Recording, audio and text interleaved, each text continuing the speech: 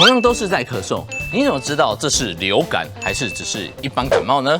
我们想要跟大家介绍一下呼吸道的感染这件事。呼吸道感染常见的症状像是咳嗽啦、流鼻水啦、喉咙痛啦。可是你同样很多人去看诊，医师就很精准的告诉你，你是一般的感冒，你是流感，也有可能是新冠。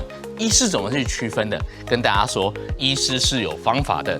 一般的感冒通常见的叫呼吸道的症状，像是咳嗽、流鼻水、喉咙痛、流感或新冠的这一种，就比较多会有呼吸道以外的症状，包含的发烧啦、畏寒啦、肌肉酸痛啦、骨头痛啦，或者是肚子不舒服啦或拉肚子这一些。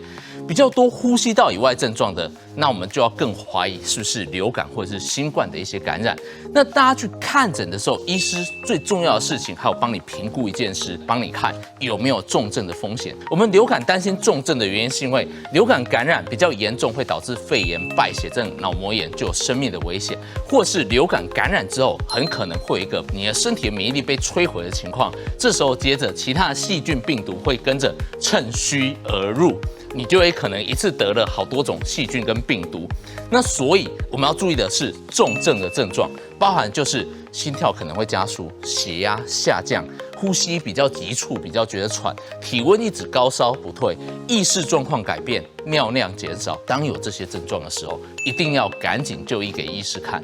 那到底要怎么去注意跟预防流感呢？大家最熟悉的勤洗手。如果人多的地方，记得戴口罩。那打疫苗是非常有效的一个方式，不管是流感或者是新冠、肺炎链球菌，这些通通都有疫苗。像现在所谓的呼吸道融合病毒 RSV 病毒的这个状况，它也有疫苗能够去预防的。所以提醒大家这几件事情，生活做得好，病毒没烦恼。